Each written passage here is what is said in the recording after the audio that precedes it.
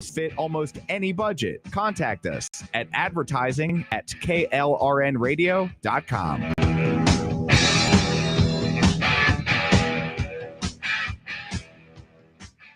I am Conor McGregor, multiple weight MMA champion. I'm a fighter and I've been through many battles in the octagon. Many consider my fights in the octagon heroic, but the real life heroes are those men and women who fight to protect us every day. The real life fighters, the real life heroes are the firefighters and police officers.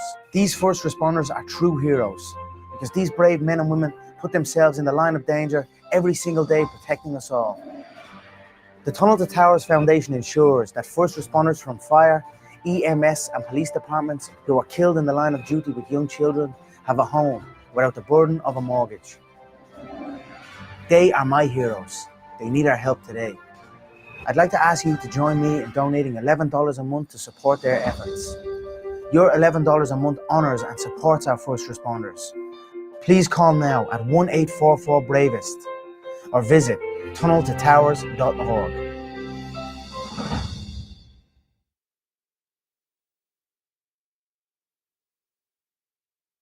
Hi, I'm Mike, founder of DollarShaveClub.com.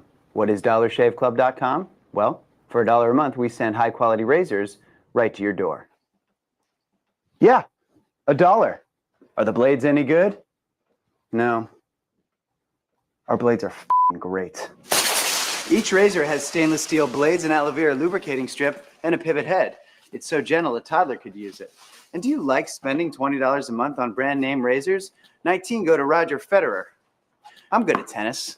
And do you think your razor needs a vibrating handle, a flashlight, a back scratcher, and 10 blades?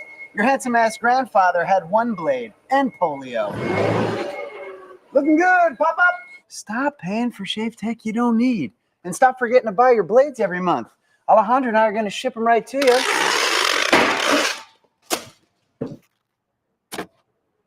We're not just selling razors, we're also making new jobs. Alejandro, what were you doing last month? Not working. What are you doing now? Working. I'm no Vanderbilt, but this train makes hay. So stop forgetting to buy your blades every month and start deciding where you're going to stack all those dollar bills I'm saving you. We are DollarShaveClub.com, and the party is on. I know karate, I know jiu-jitsu and drive like a gangster when I'm coming to see you, see you, see you, see you. My son was in the Army back during Desert Storm, but even then he wanted an MBA. He looked at a dozen schools, but only one offered the online education and flexibility he needed while he was in a tent in Iraq.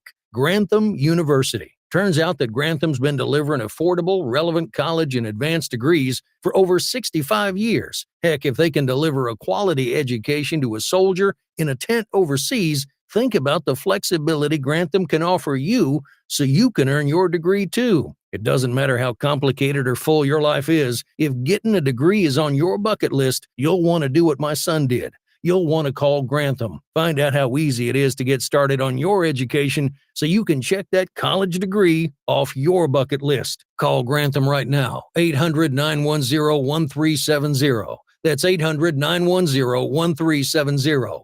Flexible, affordable, relevant. Call 800-910-1370. Tired of paying outrageous prices for Viagra? Well, we have great news for you. Now you can finally get Viagra at huge discounts. Healthy Man allows you to save up to $500 on Viagra. Why pay U.S. pharmacy prices of $15 per pill or more when you can get Viagra for less than $3 a pill? Call today and get 40 Viagra pills for only $99. This can cost as much as $600 at your local pharmacy. You can't afford not to call us. If you want Viagra at the lowest prices, never pay $15 a pill pharmacy prices again. Get Viagra for less than $3 a pill. Call 1-800-516-7602 today and save up to $500 and get 40 pills for just $99. Healthy Man is fast, easy, and affordable. Operators are waiting at 1-800-516-7602 to take your call right now. Call 1-800-516-7602. That's 1-800-516-7602. Again, 1-800-516-7602. Attention business owners and independent contractors. This is a money-saving message from Tax Mediation Services. If your business owes $20,000 or more in taxes, we can help you today, right now. Listen, dealing with the IRS is no picnic. It's an intimidating and extremely stressful process, and you don't want to go it alone. Our attorneys know every law, every tax break, and every possible opportunity to help you resolve and reduce your tax debt. And if you owe more than $20,000, you may be at the top of their hit list. So don't take your tax debt lightly, because it will not go away on its own. The IRS can seize your bank accounts, your home, and even shut down your business. Call our tax experts today at 1-800-783-0810 and let us deal with the IRS while you focus on your business. That's 1-800-783-0810. Again, that's 800-783-0810. Hi, everyone. This is JJ, the co-founder of Good Pods. If you haven't heard of it yet, Good Pods is like Goodreads or Instagram, but for podcasts.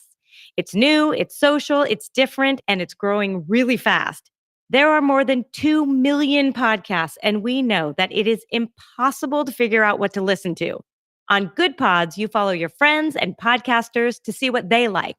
That is the number one way to discover new shows and episodes. You can find Good Pods on the web or download the app. Happy listening.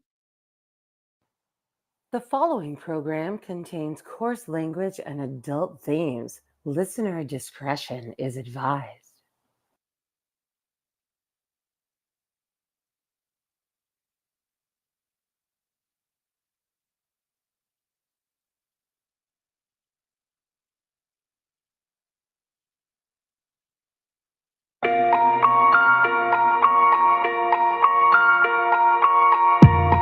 Keep swinging for the fences. It's like this heart is defenseless against the passion that's pumping through my veins. Blood, sweat, tears, it's a calling. And if I can't walk, then I'm crawling. It might flicker, but they can't kill the flame. I can't stop, I can't quit. It's in my heart, it's on my lips. I can't stop, no, I can't quit. It's in my heart, yeah, I'm on it. Till the wheels fall off, till the spotlight fades, I will lift your banner high. I will lift your banner high. Until the walls crash in for the rest of my days. I lay it all on the line till the day.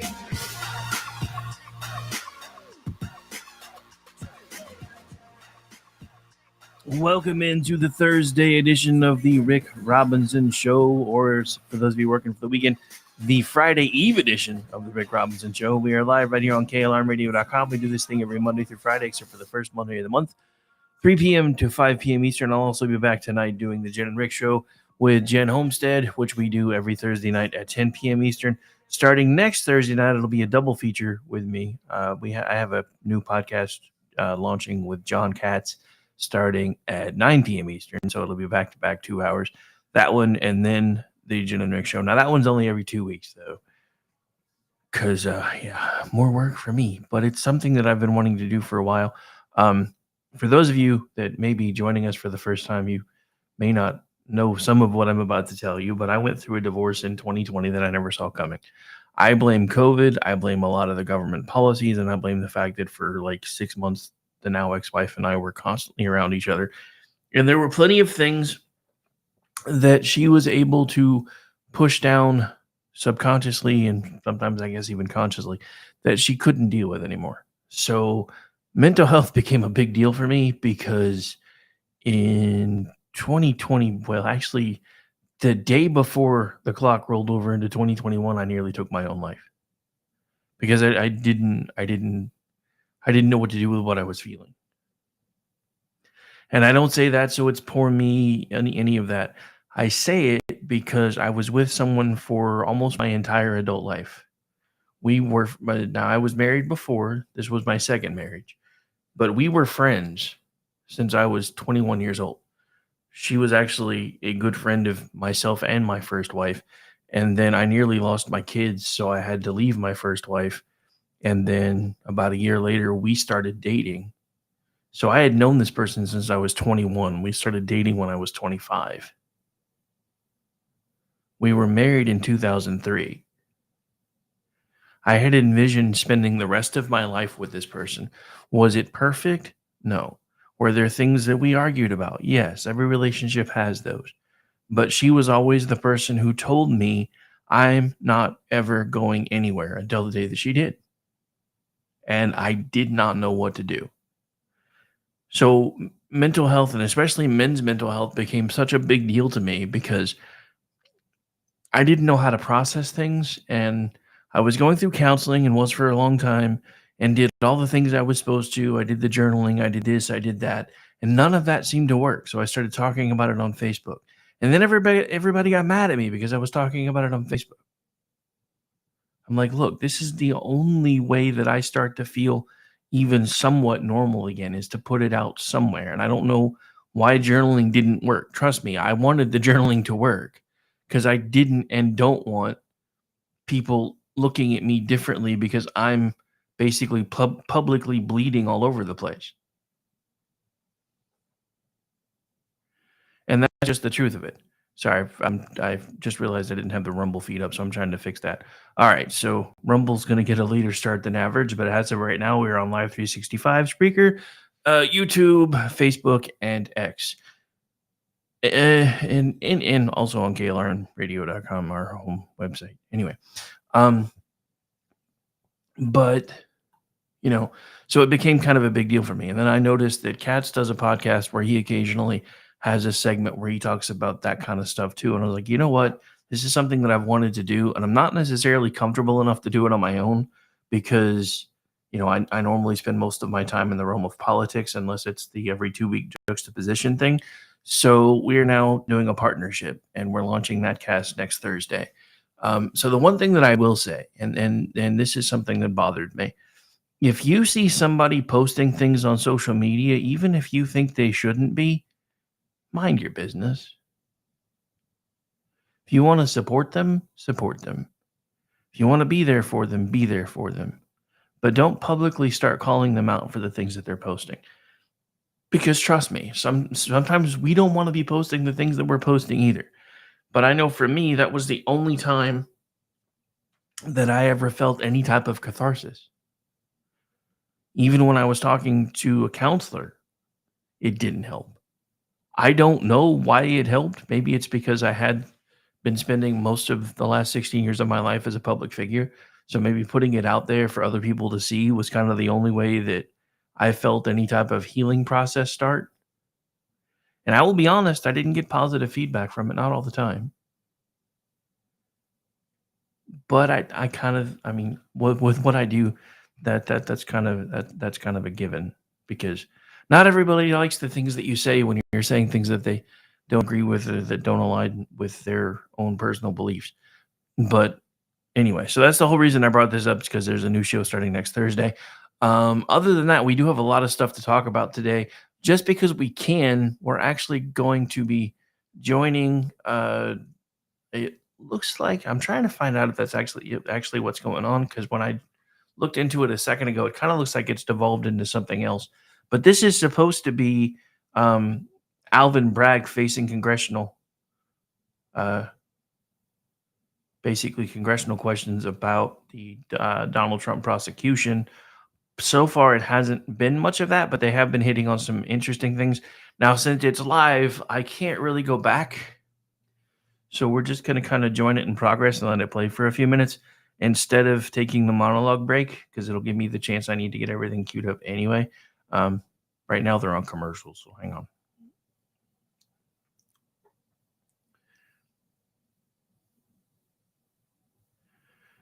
All right, all right, now they're coming back.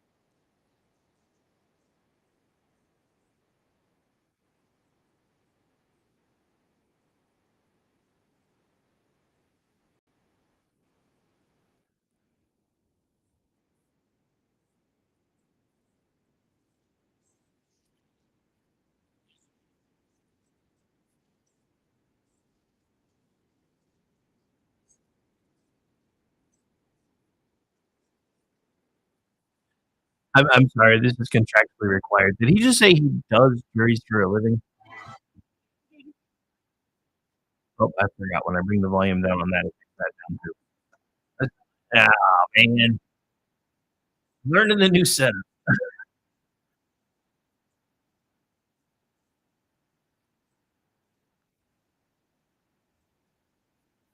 Uh-oh. That was not what I meant to do either. Ha! Hang on one moment, please. Technical difficulties. I was trying to close out something else and close down the wrong thing. Haha. Oh, let's see. You know what? I think we've heard enough of that anyway, because I was getting kind of bored with it. Besides, I kind of wanted to do this a second ago, and I accidentally screwed it up. So, for the dude who just says he does juries for a living, this is now contractually required, since you couldn't hear very well a second ago. Giggity, giggity, giggity, giggity, let's have sex. All right. So, what else is going on right now is apparently Donald Trump is giving a live speech. So we're going to join that in progress for a bit, see where that goes. One moment. And of course, nobody cares. Although I guess it is an Oklahoma ad, so I probably could have gotten away with letting it play. Video will play soon. Are you sure it will play soon? You say that, and then it just keeps going and going and going. These YouTube ads are like the old Energizer Bunny. All right, here we go.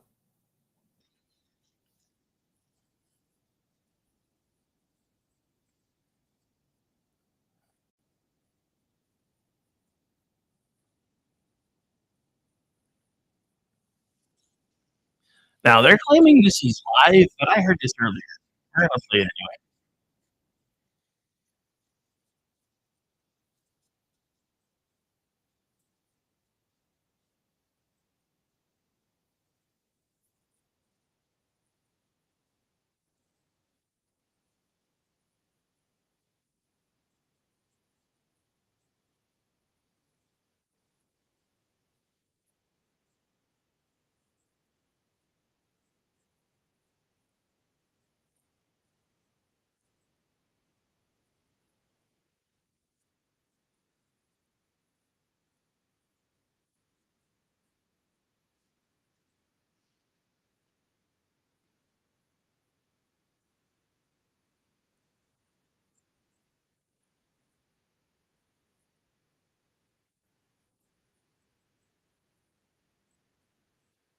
I just realized I don't know if the stream can hear this or not. I'll have to check later.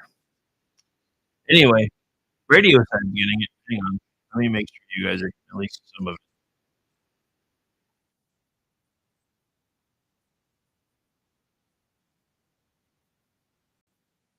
Voter ID. Unfortunately, maybe someday we'll get back to that, but you don't have that right now. But this is an outstanding group of people. I'm with them 1,000%. They're with me 1,000%. We agree just about on everything, and if there isn't, we work it out. And I've had a really great relationship with just about everybody here, and just about all of the senators. And if it wasn't fantastic, it gets worked out. And we have one thing in mind, and that's making our country great. So thank you all very much. We appreciate you being here. Thank you very much.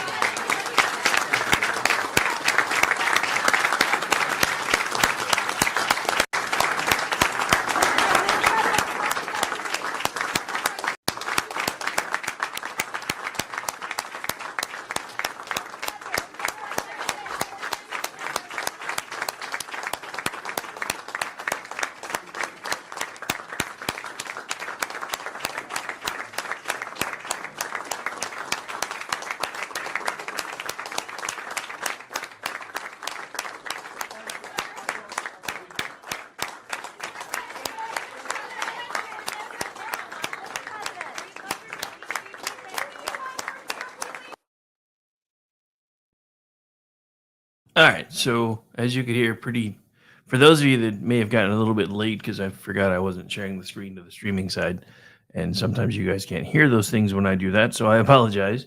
That being said, from the little bit you could hear, it seems like Donald Trump is starting to try to quote unquote mend fences. What I kept hearing all day today with the Republican Party. because a lot of the higher ups in the Republican Party did try to hold him and say that it was his fault that January 6th happened. And I don't agree with them. I know that's not a very popular thing to say right now, but I don't agree with him because he didn't cause that to happen. He didn't even instigate it to happen. And the things that they are pulling out of context to make it sound as if he did have been refuted, including the media story that he supposedly was trying to fight a Secret Service agent to wrest control of the steering wheel away from them to point them towards the Capitol.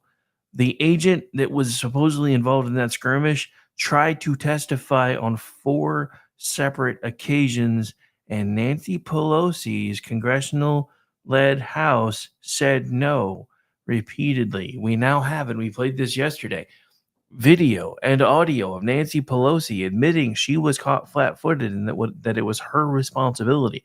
That is nothing that she has ever said publicly. And Donald Trump is on the record telling them, hey, I have this if you need it. You can have this if you need it. Now, look, I'm going to say this again, maybe for people that are joining us for the first time. I am not a full-on, like, Trump is the savior of America kind of guy. That's not what I do. That's not who I am. If it was, I'd probably be a lot more well-known than I am.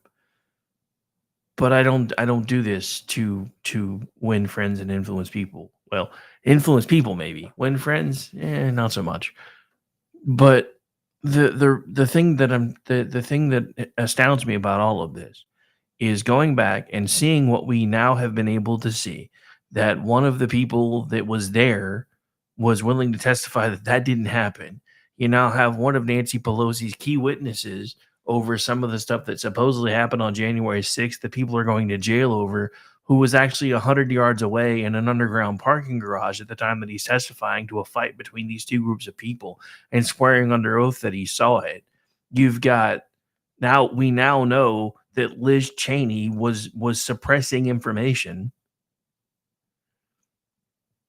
Ladies and gentlemen, I was never a fan of Donald Trump using the phrase witch hunt. But if you can't start connecting the dots to realize how much of this has been a witch hunt this entire time, then I neither have the crayons or the patience to explain it to you anymore. These people on both sides of the aisle were coming after him with everything that they had. Now, you can try to figure out if you know why that is. I'll explain it to you if you would like me to. But you still have the ability to try to make your own decisions and make your own mind up. Now, before we go to the first break, since we blew through the first one, and we didn't take the monologue break, I do have something else that I would like to share with you guys. And this is something that's kind of painful for me to share, if I'm going to be completely honest, because it involves somebody that I once respected very, very much. It's Ambassador John Bolton. Right now, I'm looking to see if I can find the clip because I thought I stashed it here somewhere. Hang on. Maybe I didn't. I know it'll be on here somewhere because the other person I tagged it and responded. So one moment, please. Is anybody else's X desktop being completely stupid today? Mine is being completely stupid today. I may actually see if I can get it to work on my phone and just pump it through that way. Oh, wait, there we go. All right, so let's do this first. Thing we need to do, well, I guess we'll do this first. You guys may see this looking a little weird when I first change over to it because I haven't gotten it queued up properly yet, but at least now we know it's there and it's working. So one moment, please.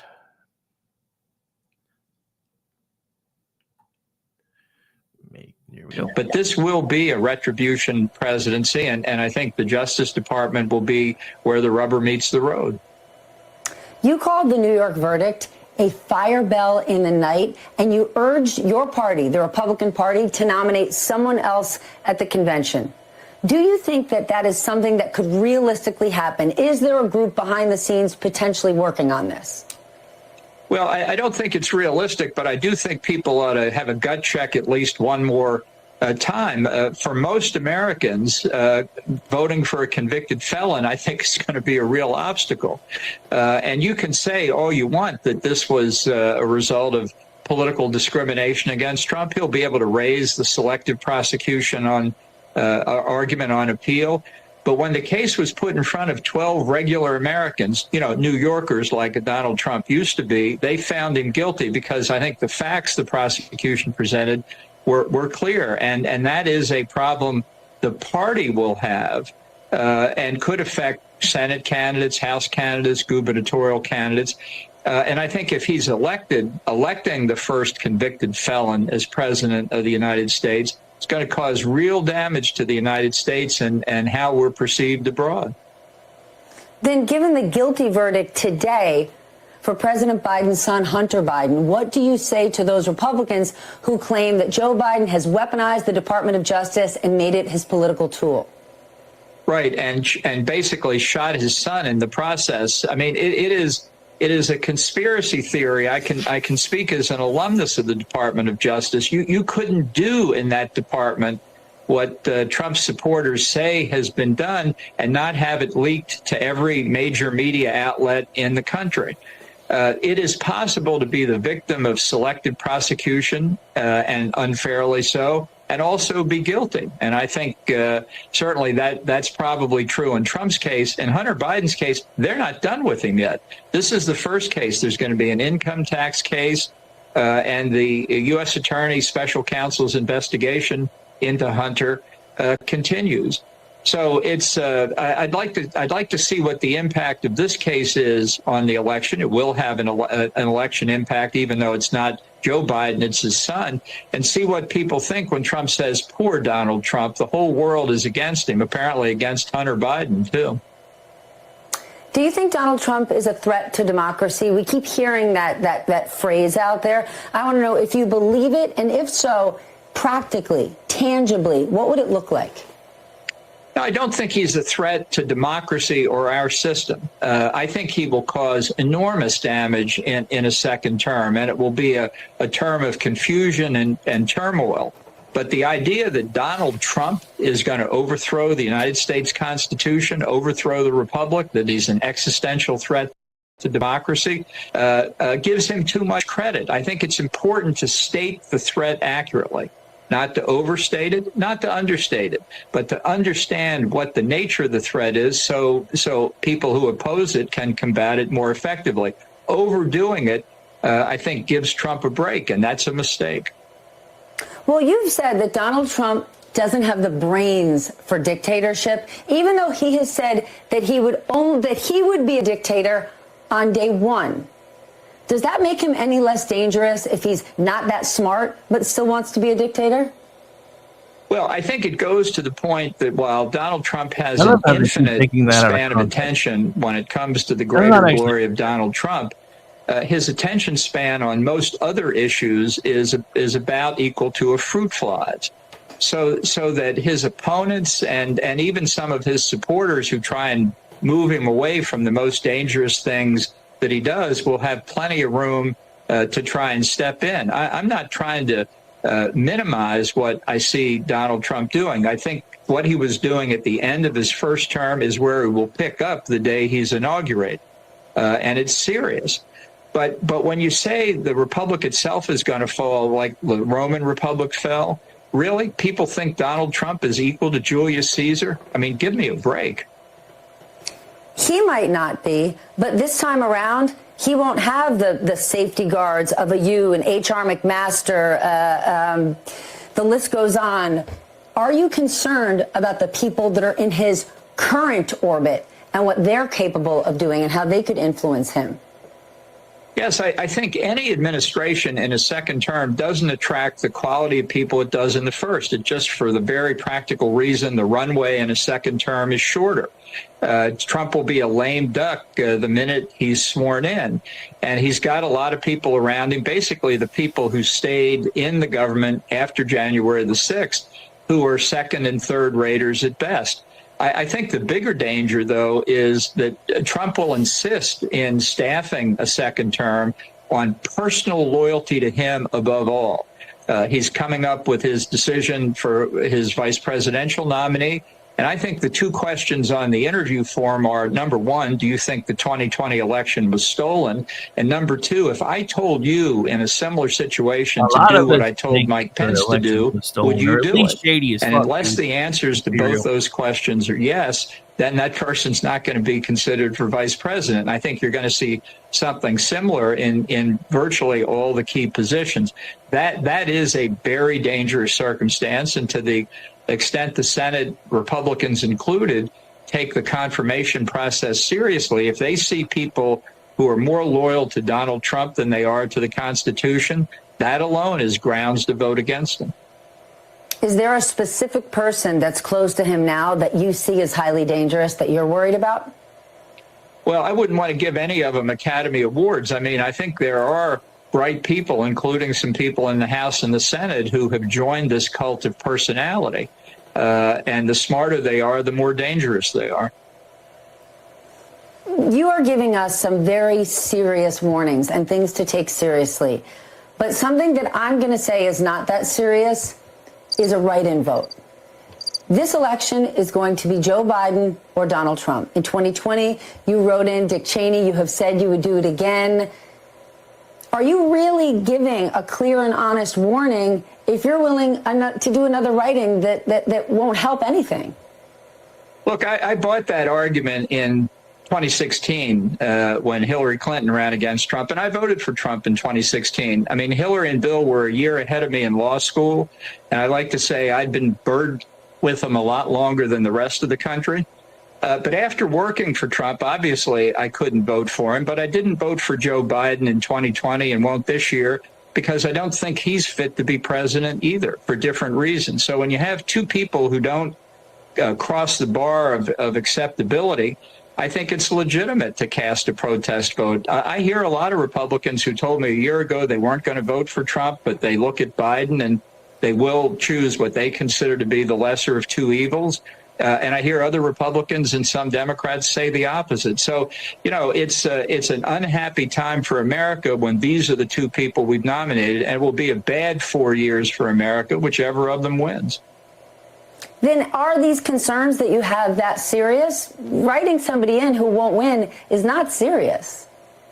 It's a protest vote. If I didn't vote for anybody this time, it would be a protest vote as well. I'm not going to vote for somebody I think is not qualified, not fit for the office. I'm not going to vote for people whose principles I don't agree with. All right, Ambassador Bolton, thank you so much for joining me today. I really do appreciate it. Pleasure to meet you. Glad to do it. She was kind of flat out whining there at the end, but how far has your political career fallen, and how far afield of you are you now of the Republican Party when the only people that will talk to you is MSD and say, oh, Mr. Bolton, how far you fallen? All right, before we go to break, I'm going to read to you what I said because I feel like it's only fair to do that.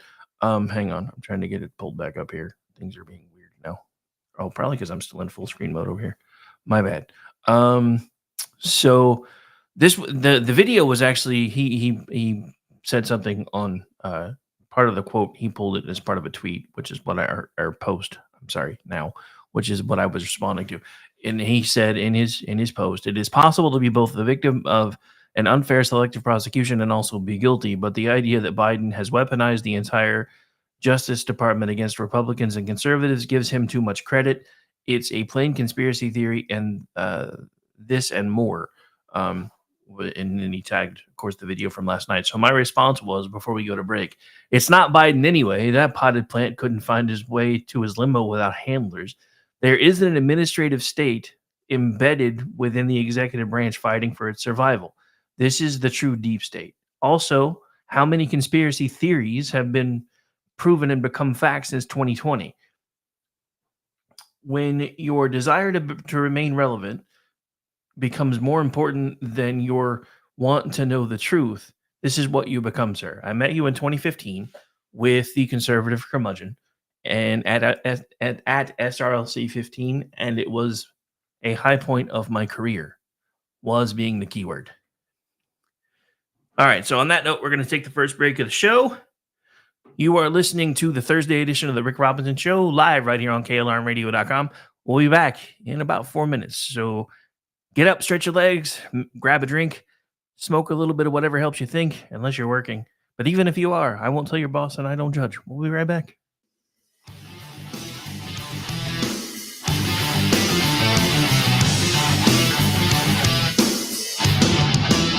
Look in my eyes, what do you see? The cult of personality. I know your anger, I know your dreams. I've been everything you wanna be. Oh, I'm the cult of personality. Like Mussolini and Kennedy, I'm the cult of personality. The cult of personality.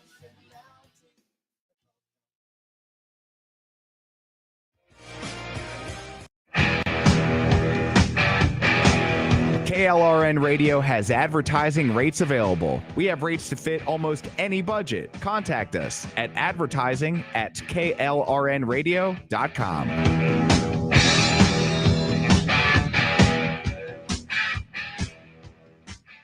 I am Conor McGregor, multiple weight MMA champion.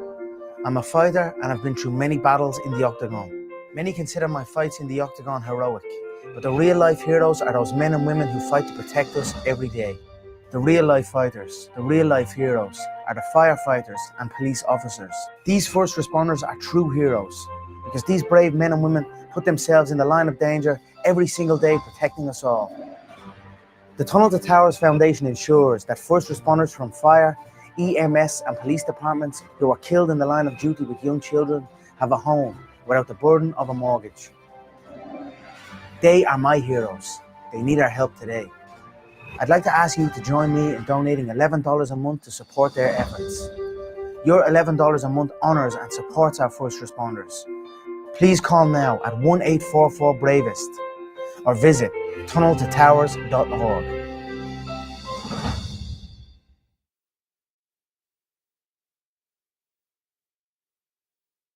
Hi, I'm Mike, founder of DollarShaveClub.com.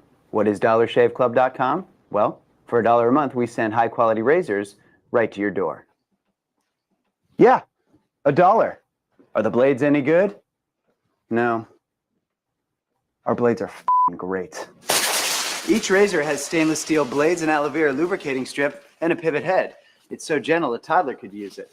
And do you like spending $20 a month on brand name razors? 19 go to Roger Federer. I'm good at tennis. And do you think your razor needs a vibrating handle, a flashlight, a back scratcher, and 10 blades? Your handsome-ass grandfather had 1 blade and polio. Looking good, pop up! Stop paying for shave tech you don't need. And stop forgetting to buy your blades every month. Alejandro and I are going to ship them right to you.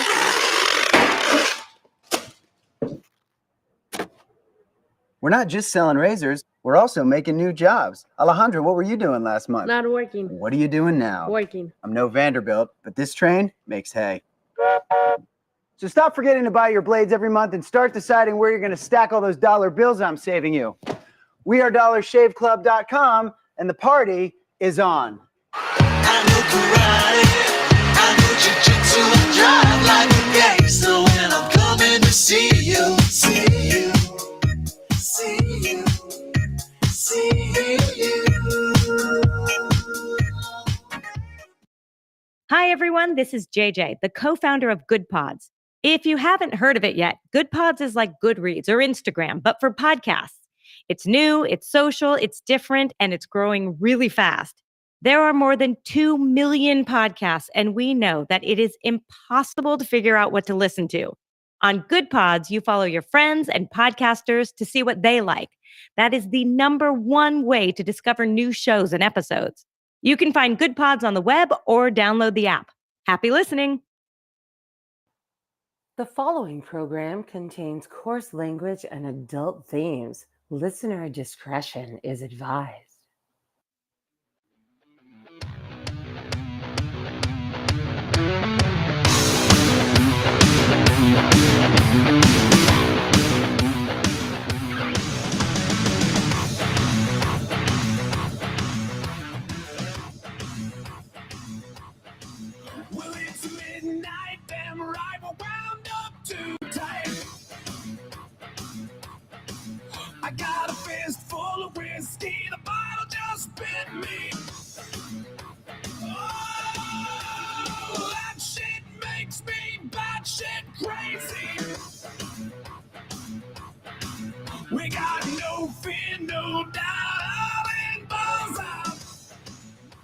Don't look at me in that tone of voice. I have streaming rights. Welcome back. We are live pretty much everywhere. We are live on KLRNRadio.com. We are live on YouTube. We are live on Rumble. We are live on X. We're live on Facebook. We're live on Live 365. Say that twice. And you're listening to The Rick Robinson Show, the Thursday edition, right here live on KLRNRadio.com. Again, we do this thing every Monday through Friday, except for the first Monday of the month now, every 3 p.m. to 5 p.m. Eastern. I am considering extending somehow. I haven't quite figured out what I'm going to do because, 2 hours doesn't seem like quite enough. I don't know. But then again, I do like 30 hours of radio work a week, one way or the other. So maybe it's enough. I don't know. I just feel like we've already done like 45 minutes. I've managed to squeeze in one break, and technically this is supposed to be the third one right now because I am actually working on syndicating this elsewhere, which means it needs to keep AM format because I'm actually in talks with people. Shh, I can't say anything else yet. Just saying. I try not to say too much until I have ink on paper because this has happened a few times and I've gotten really, really close and I've gotten really excited and started telling everybody, oh, this is going to happen, and then it doesn't happen. So anyway, so yeah, there are things I am working on behind the scenes, even if it's, starting out one day a weekend somewhere in an open time slot on a station nobody's heard of, which is how I got started the first time. I'm just rebuilding now because I put a lot of this on hold to try to save my marriage. And we all, if you were listening at the first part of the show, you saw how well that worked. So for the last 4 years, I've been slowly rebuilding to slowly take over the world again. Just saying. All right. So I have things to say about Ambassador Bolton's comments about this being an administration of retribution. First thing I'm going to say is, because I don't really care anymore. Look, I did once upon a time.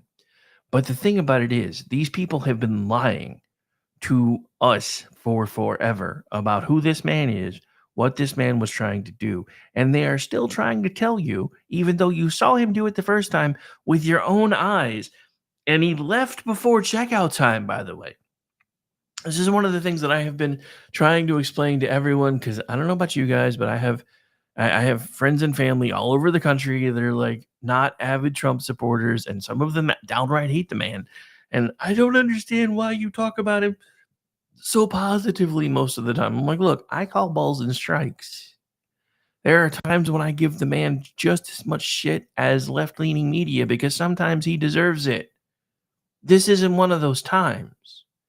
Even if this is going to start out as an administration of retribution, as long as he finally strangles the deep state, pulls it out from its roots and removes it from Washington, D.C., I really don't care. Ladies and gentlemen, this executive administrative deep state that we have has been in the works for over 100 years. And I have detailed this on repeated shows, so I'm not going to keep going over it. You can always go back and check through the archives. But this has been going on for a very long time. These people, and I've said this on other shows, I'm going to say it one more time because I know we have new people joining us every day because we're now going out all over the place. Show me the people who you can fire, and I'll show you who's actually in charge. When they started telling Donald Trump, oh, you can't get rid of this person, you can't get rid of that person.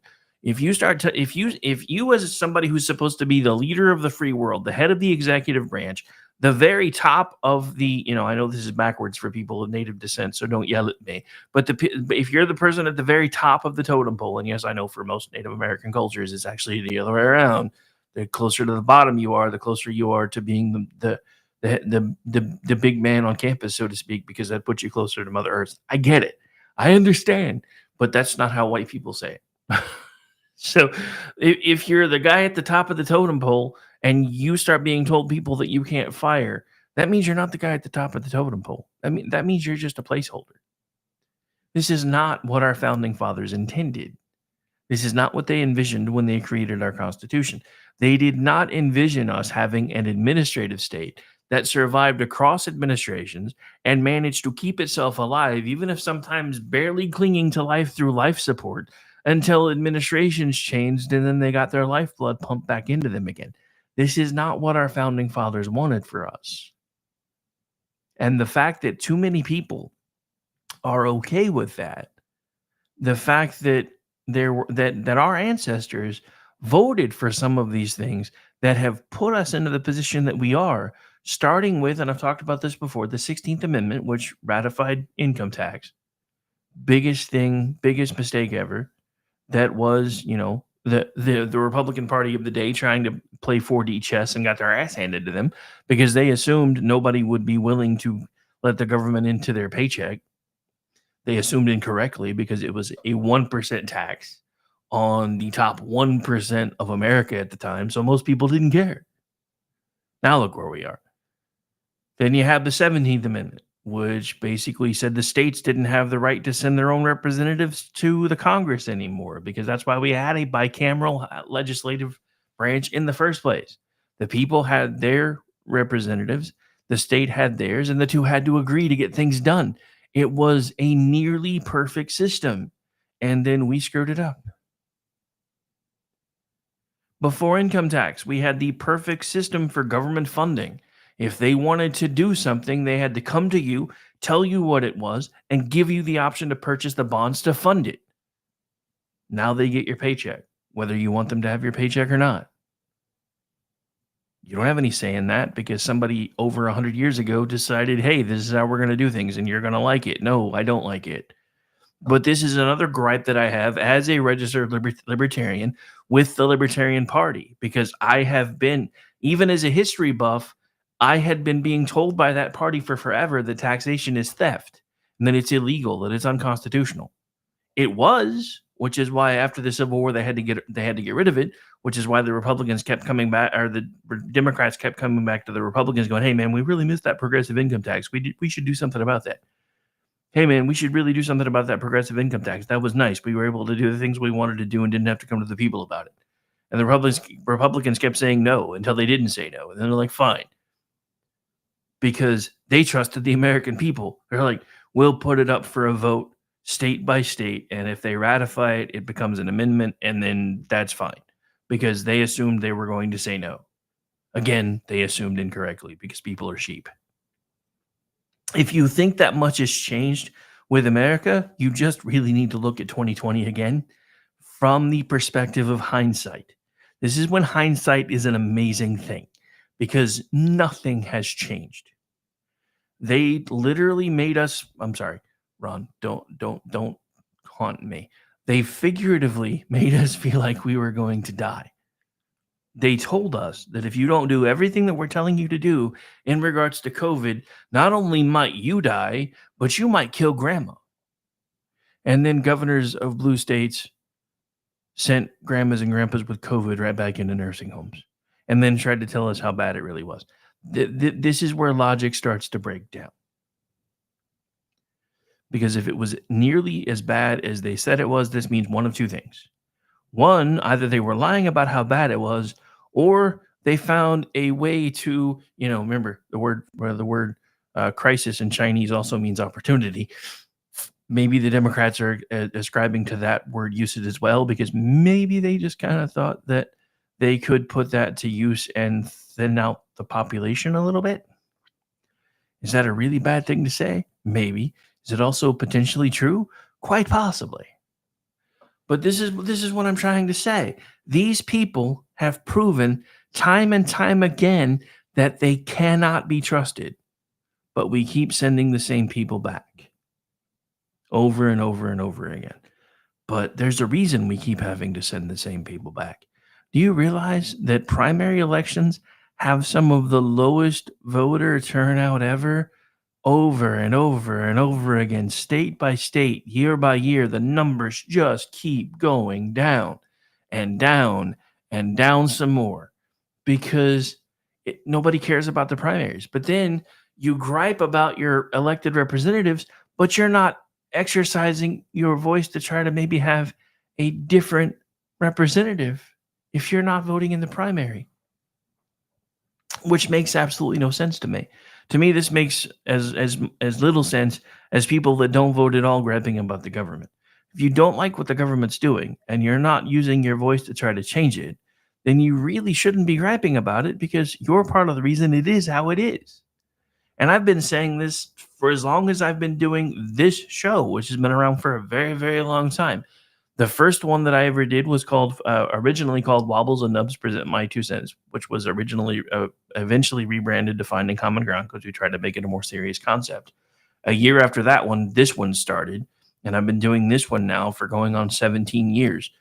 First starting on Blog Talk Radio and eventually over to Spreaker, and I actually have been syndicated onto a few different radio platforms over the years, and then started pulling back because the now ex-wife wasn't happy about all the time I was spending trying to build my radio career, and then she left anyway. So now I'm back to building my radio career and my writing career and my political punditry career and my speaking career and my consulting firm that I just established.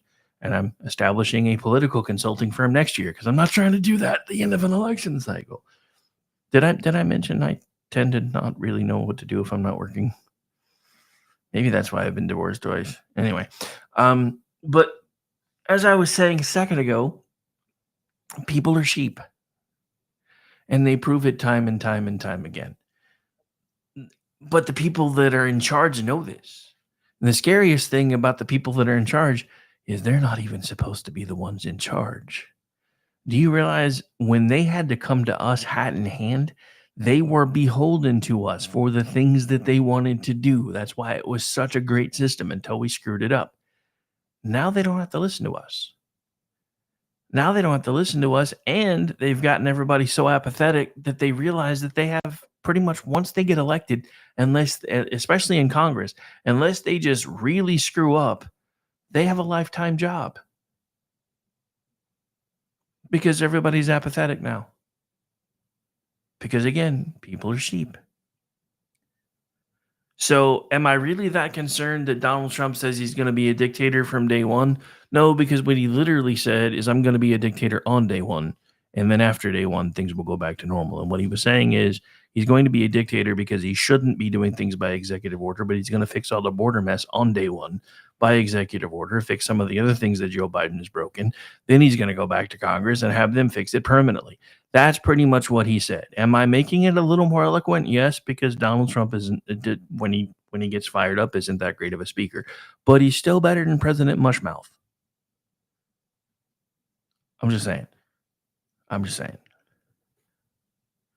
So one more quick hit, because I don't remember if I discussed this yet or not. So if I did, sorry if I'm repeating myself, but yeah, so this just happened from the Lincoln Project. They are not really happy about, remember the clip we played a second ago where Trump was getting a standing ovation before he came on stage, and then I guess he got another pretty decent one after. So they quote tweeted Aaron Rupert and said he sent a bloodthirsty mob after these people on January 6th. Except that's not what happened. So this is from I don't know which source it was from, but this is actually one of the very first things that came out. I guess it was Reuters, however the hell you say that name. FBI confirms there was no insurrection on January 6th. The Cambridge Dictionary defines insurrection as an organized attempt by a group of people to defeat their government and take control of their country, usually by violence. By that definition, there was no insurrection at the United States Capitol on January 6th, according to the FBI. So the other thing, I guess they kind of missed the show yesterday where we played the video of Nancy Pelosi admitting that January 6th was pretty much her fault because they were caught flat-footed. I'm just saying. I know that's not a popular thing, but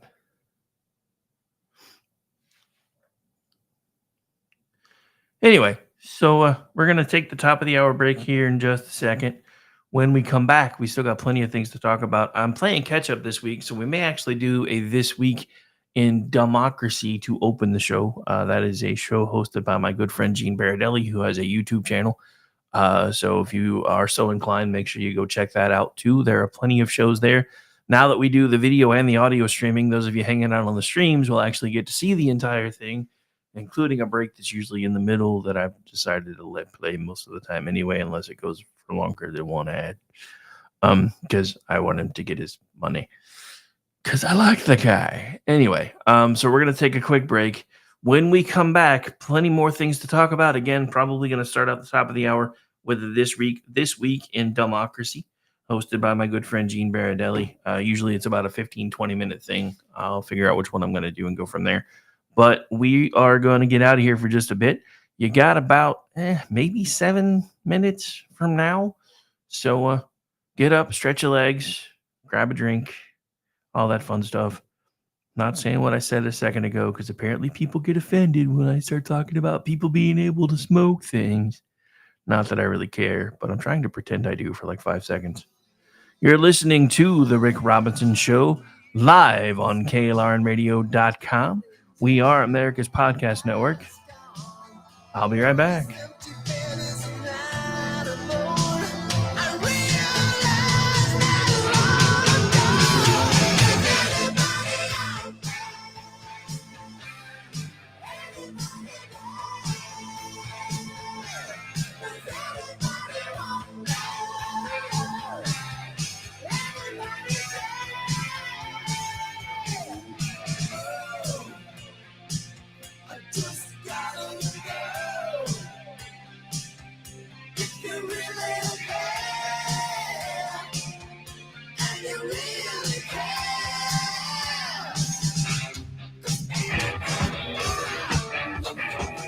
KLRN Radio has advertising rates available. We have rates to fit almost any budget. Contact us at advertising@klrnradio.com.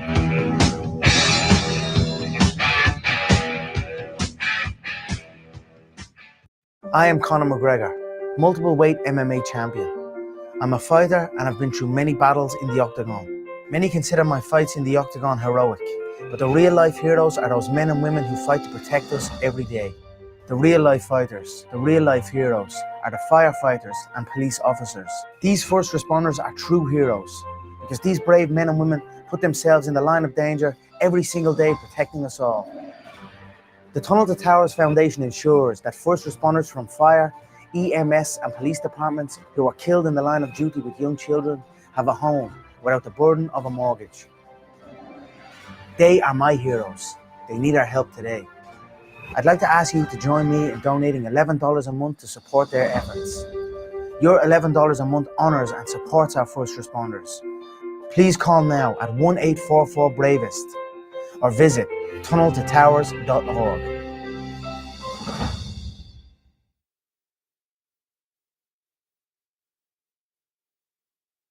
Hi, I'm Mike, founder of DollarShaveClub.com.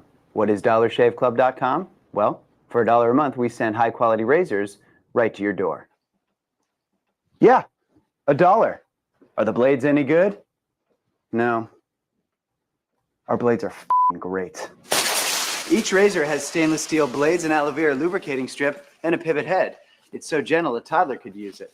And do you like spending $20 a month on brand name razors? 19 go to Roger Federer. I'm good at tennis. And do you think your razor needs a vibrating handle, a flashlight, a back scratcher, and 10 blades? Your handsome-ass grandfather had 1 blade and polio. Looking good, pop up! Stop paying for shave tech you don't need. And stop forgetting to buy your blades every month. Alejandro and I are going to ship them right to you.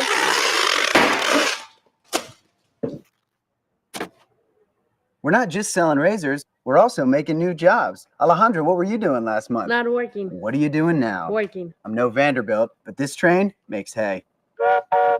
So stop forgetting to buy your blades every month and start deciding where you're going to stack all those dollar bills I'm saving you. We are DollarShaveClub.com, and the party is on. I know karate, I know jiu-jitsu, I drive like a gangster when I'm coming to see you, see you, see you, see you. Hi, everyone. This is JJ, the co-founder of Good Pods. If you haven't heard of it yet, Good Pods is like Goodreads or Instagram, but for podcasts. It's new, it's social, it's different, and it's growing really fast. There are more than 2 million podcasts, and we know that it is impossible to figure out what to listen to. On Good Pods, you follow your friends and podcasters to see what they like. That is the #1 way to discover new shows and episodes. You can find Good Pods on the web or download the app. Happy listening.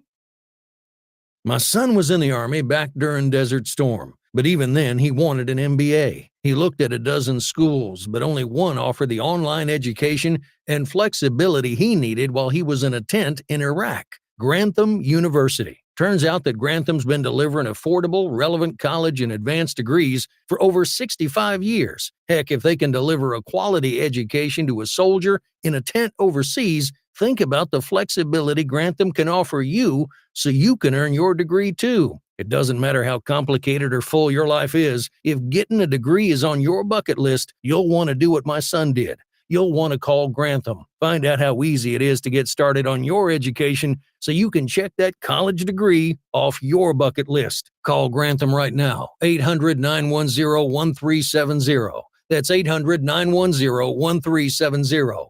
Flexible, affordable, relevant. Call 800-910-1370.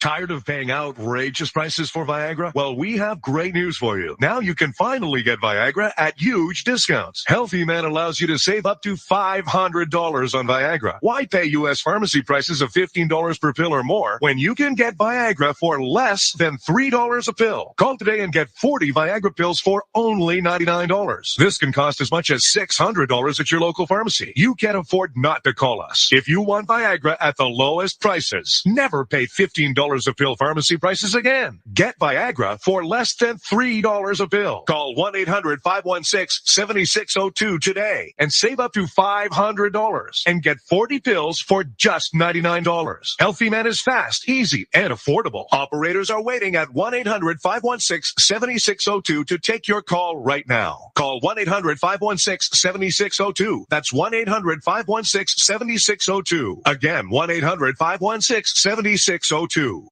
Attention business owners and independent contractors. This is a money-saving message from Tax Mediation Services. If your business owes $20,000 or more in taxes, we can help you today, right now. Listen, dealing with the IRS is no picnic. It's an intimidating and extremely stressful process, and you don't want to go it alone. Our attorneys know every law, every tax break, and every possible opportunity to help you resolve and reduce your tax debt. And if you owe more than $20,000, you may be at the top of their hit list. So don't take your tax debt lightly, because it will not go away on its own. The IRS can seize your bank accounts, your home, and even shut down your business. Call our tax experts today at 1-800-783-0810 and let us deal with the IRS while you focus on your business. That's 1-800-783-0810. Again, that's 800-783-0810. The following program contains coarse language and adult themes. Listener discretion is advised.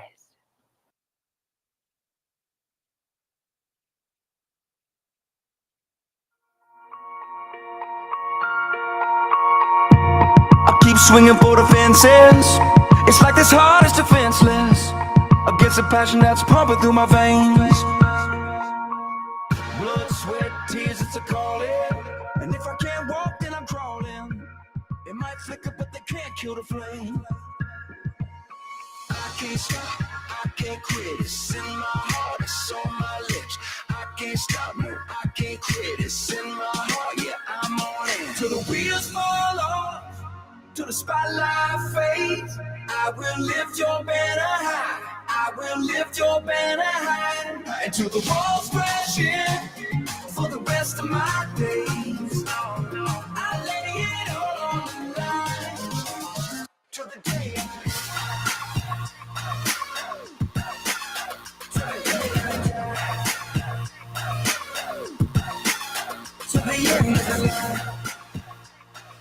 All right.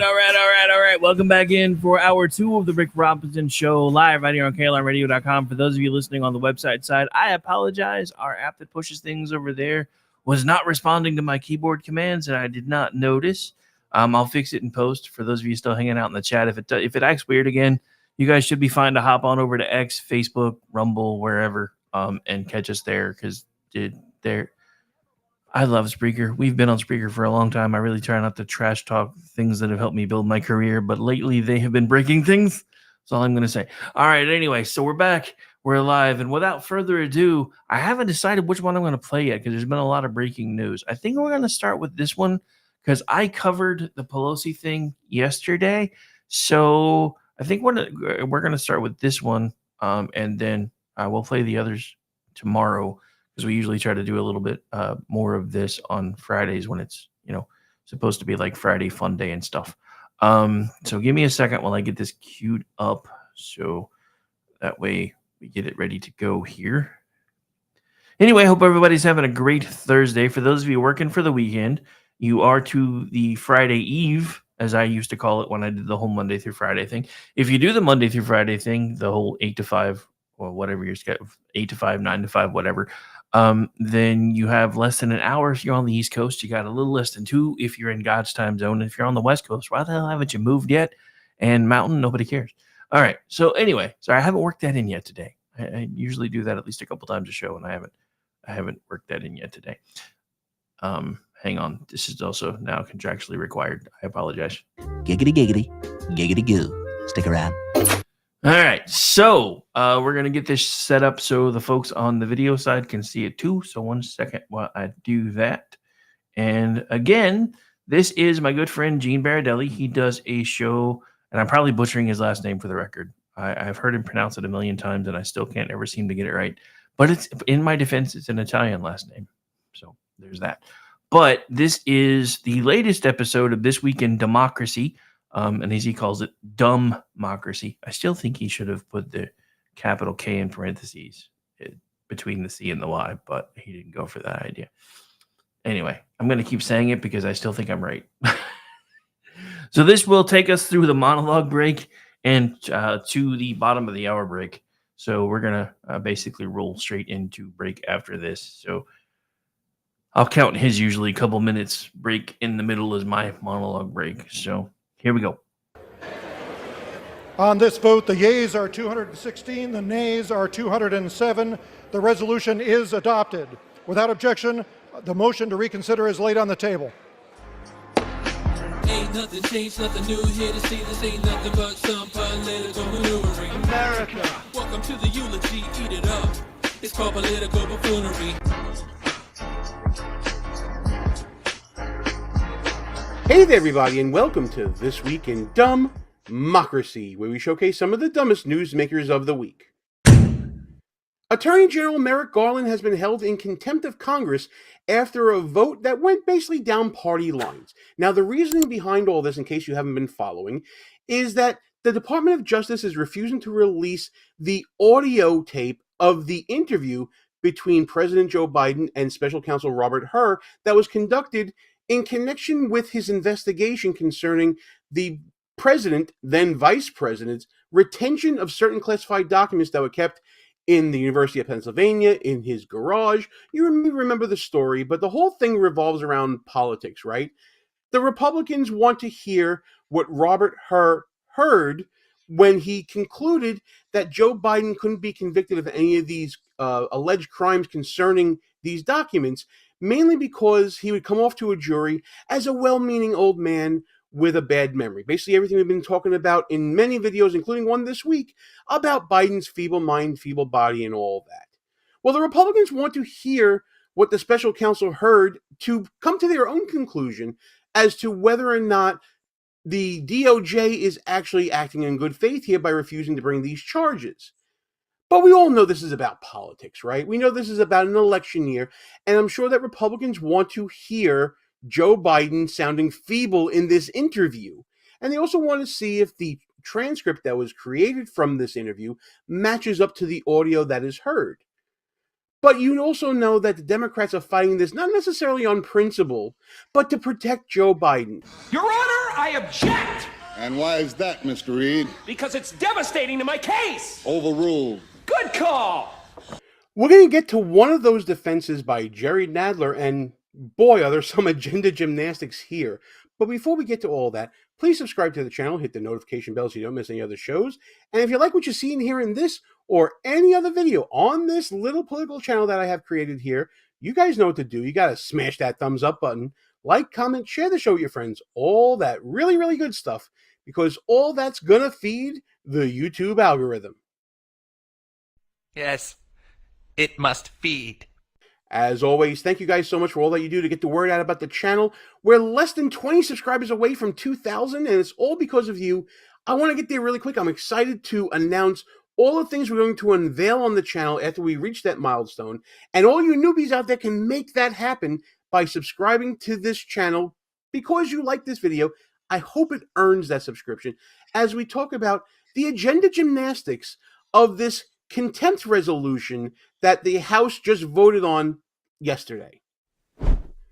The House Rules Committee is sort of a special committee that a lot of people don't really understand how it works. It is responsible for the rules under which bills will be presented to the House of Representatives. And unlike most committees, which often deal with a specific area of policy, the Rules Committee deals with everything. They're sort of the gatekeeper to the floor of the House chambers. The committee is often considered one of the most powerful committees as it influences the introduction and process by which legislation passes through the House. So this Rules Committee hearing that was undertaken concerning the contempt resolution that came out of House Oversight concerning Merrick Garland and his refusal to release this audio interview was very contentious. On one side, you had James Comer and Harriet Hagerman. On the other side, you had Jamie Raskin and Jerry Nadler. Now, we're going to be focusing on Jerry Nadler here because, well, he's a well-known buffoon. And he's the one that's going to be speaking concerning the reasoning why the contempt resolution shouldn't go forth into the House. And watch the agenda gymnastics he tries to do here, when all he's really thinking, I'm sure, is that we can't allow this interview to be released to anyone, the press, the House Republicans, anyone, because it will damage the president's reelection bid. Let's take a listen to what happened in this committee. The American people want to see those audio recordings in addition to the investigators in the House of Representatives. So I think that's a very important point to note. I'm sorry, Ranking Member Nadler, you had wanted to say something? Yes, I want to say a few things. The basic reason the department doesn't want, I think, the basic reason the department doesn't want to release the transcript is because they have good reason to believe that the Republican leadership on the Judiciary Committee would alter the transcript. That's a serious accusation. Do you have any proof? As they did with the Nina Jankowicz matter. She told us that in her deposition of April 2023, the Judiciary Committee altered, by cutting and pasting, altered the meaning of what she had said. And I assume that's the reason that the Justice Department doesn't want to release the transcript. I would also. Really? So you think the Justice Department knows so much about the proceedings of the House Republicans and how they copy and paste things that they're relying upon one instance when one progressive, Nina Jankowicz, claimed that that happened to her and her words were taken out of context? Really? I doubt the Department of Justice even has Nina Jankowicz's testimony on the radar at this point. They're concerned that this is Joe Biden. They're concerned that this is the president who would come off in a bad light because of the way that Special Counsel Hur set it up in his report, that he's going to sound like a feeble man with a feeble brain. All of this is smoke and mirrors from Nadler. To point out that, the Republicans are claiming that the DOJ waived the ability to claim executive privilege by producing the written transcripts. Legally, that's simply wrong. Audio recordings have distinct features and law enforcement uses. Release of audio would have a unique chilling effect on future DOJ investigations. By letting the truth out about the context of the interview, that's a problem. And by the way, this isn't just any investigation. This is an interview with the President of the United States. There is a public concern here about what he said and how he said it. Now, certainly, the committee has the transcript. We know what he said. But there are pauses in speaking that you can hear, the tenor of his voice that's important. The public has a right to know how their president responded to these questions, if indeed the special counsel put into his report that he comes off as a well-meaning old man with a bad memory. If he has a bad memory, there's evidence of that. Don't you think the American people should know that? In fact, let's make that the topic of the day here. Let me know your comments about whether or not you think the American people have the right to know not only what President Biden said in response to Special Counsel Hur's questions, but the manner in which he responded. Also, finding a waiver here would punish DOJ for cooperating with Congress. And I don't think we want to punish the DOJ for cooperating with Congress. I would also point out, contrary to some of the insinuations we heard from my two colleagues to my left, to my right rather, I'm sorry, God forbid to my left, my two colleagues to my right. Insert your own joke about Nadler not knowing his left from his right. That Mr. Herr, who was a Republican, who used to work for Bill Barr, conducted a thorough investigation and found there was no basis for charging the president with improper retention or mishandling of classified documents, whereas, of course, the special prosecutor has indicted former President, or got a grand jury to indict former President Trump for mishandling classified documents, and he will have to go to trial. So it's a world of difference, and we should not be. I'm going to interrupt you there. It is a world of difference because President Trump was president. These documents were procured when the Vice President Biden they were under his control. He did not have the same ability as the president to declassify and move these things. I'm not going to debate. Who you're hearing from now is Michael Burgess. I believe he's the chair of the Rules Committee. He's kind of battling back against Jerry Nadler, talking about the context of the facts and circumstances surrounding Biden's retention of these classified documents, noting that Biden was vice president when he took and retained these documents, as opposed to President Trump, who is arguing a different immunity and privilege because he was president, and the president gets to declassify documents while he's in office. It's a very subtle difference that may trigger different procedures and different application of law that Burgess is sort of checking Nadler with, saying that that's not the reason why Joe Biden was suspected of committing these criminal acts.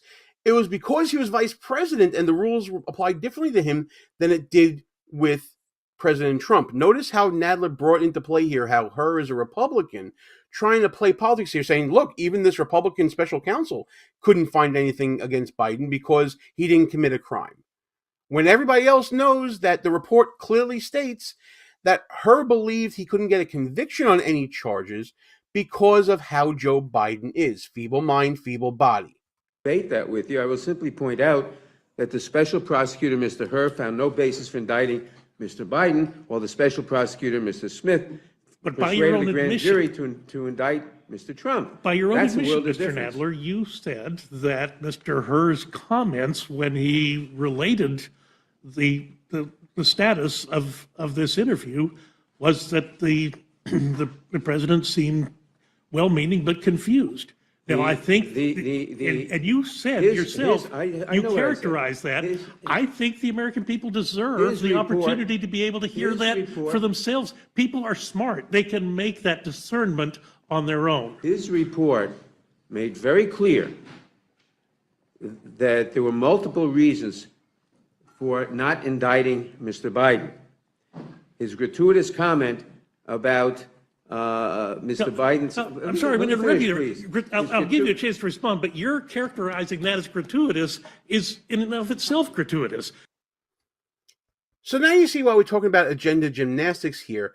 Nadler's trying to avoid the main issue that Republicans are bringing up as the basis for demanding the release of the audio recording. It's agenda gymnastics that I talk about in my book, Schnooks, Crooks, Lies, and Scoundrels, a field guide to identifying political buffoons, available right now on Amazon, at Barnes & Noble, and other online bookstores.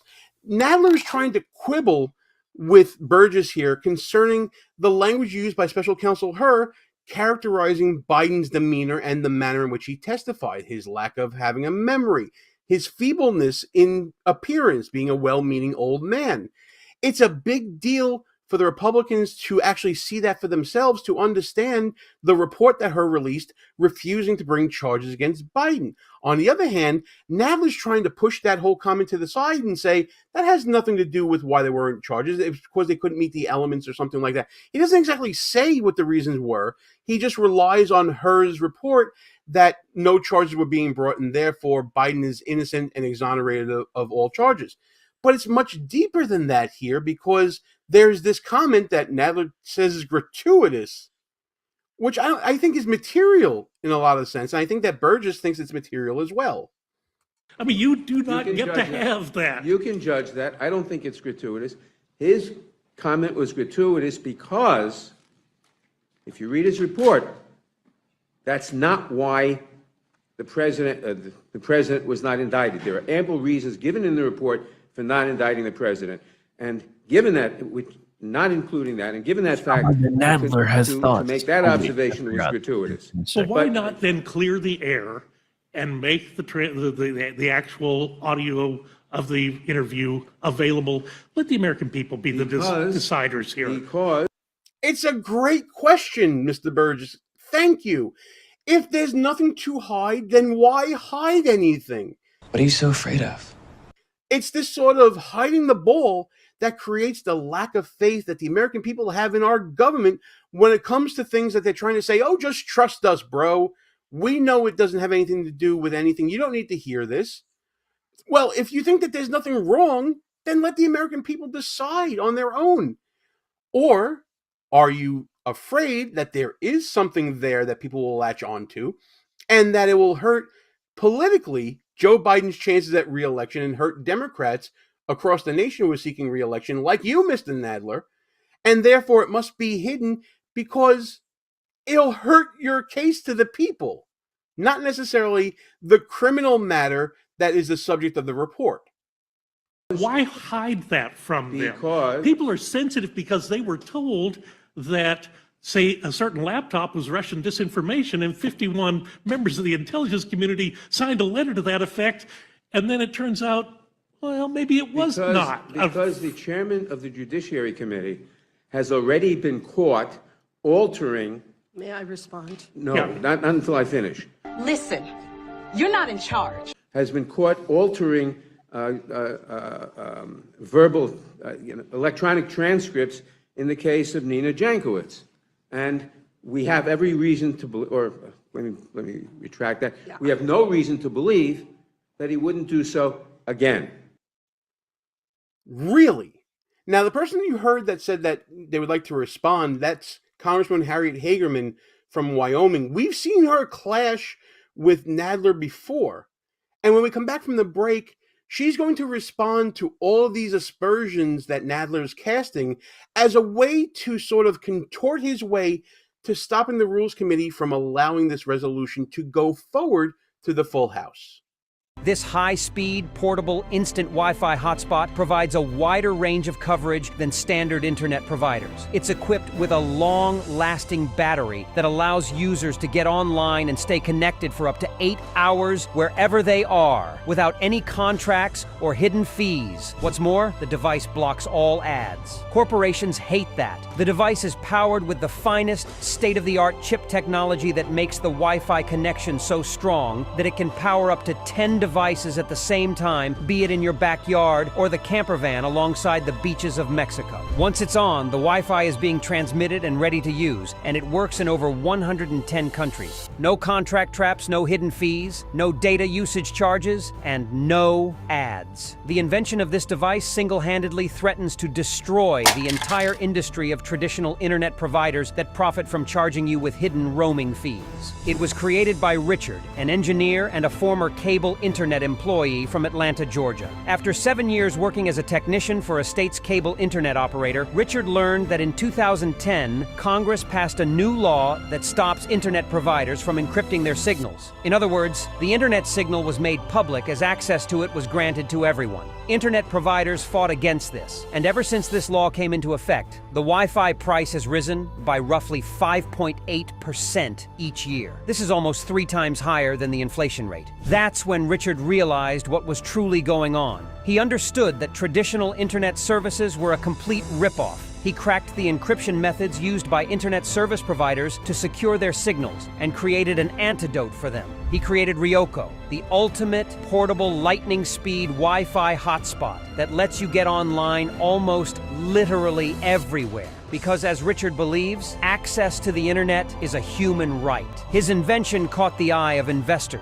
They flocked to see whether this would create a cash grab opportunity for them. When an internet provider representative offered him $4.7 million to purchase the patent, Richard immediately declined. He knew that they wanted this product out of people's reach. But the corporations began threatening him with legal action and cease and desist orders. It was then that he realized the impact his invention could have. A group of talented engineers joined him in his battle against greedy internet providers. They perfected the device and prepared it to be available to the wide public. This lightweight device fits into your pocket, but it's supercharged with a Wi-Fi transmitter so powerful it works in even the most remote areas, which is the reason why it went viral among travel vloggers. With them filming their reactions to having super fast internet access in areas where they did not expect it to work.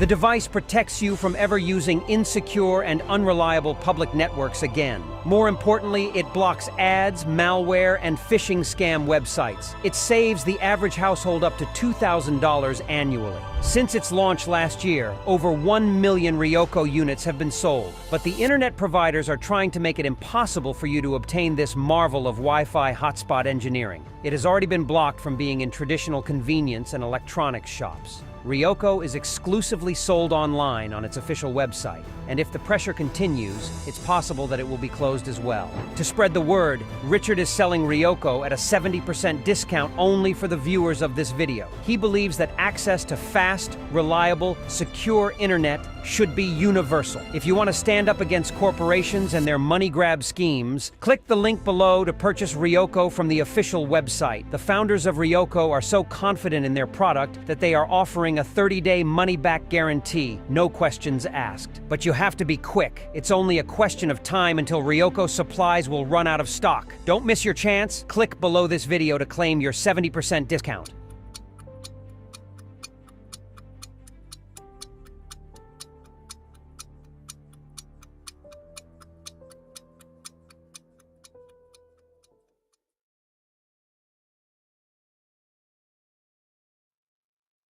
Like what you see so far? Go ahead and smash that thumbs up button. Also, leave us a comment and tell us what you're thinking. And don't forget to subscribe so you never miss another show. So I got a little bit ahead of myself in the previous segment. We haven't seen Hagerman versus Nadler before, but we have seen Hagerman versus Dan Goldman before on the subject of lawfare on the channel. You can see that video in the upper right-hand corner of the screen. There's a link there right now.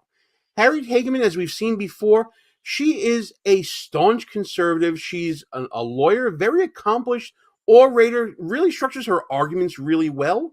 And she has a few choice words for what Jerry Nadler had to say. Counsel Robert Hurst stated on page 1 of his report, our investigation uncovered evidence that President Biden willfully retained and disclosed classified materials after his vice presidency when he was a vice president.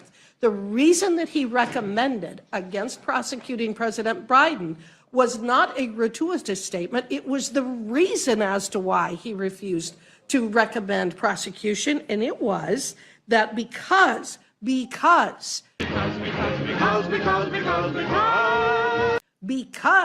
Joe Biden is a, quote, sympathetic, well-meaning elderly man with a poor memory, Mr. Hur was concerned that a jury would not be willing to convict.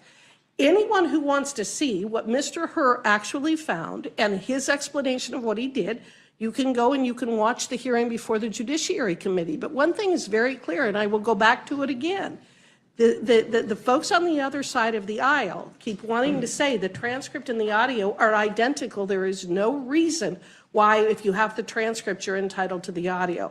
As a long practicing attorney, they are not the same thing. The audio is the best evidence of what he said, how he said it, the time that it took for him to say it, and in what ways they may have altered that transcript. And that's dead on accurate. A transcript basically takes down everything that is said, but what isn't taken down are head nods, movements of hands. The time it takes between question and answer is not noted in a transcript typically.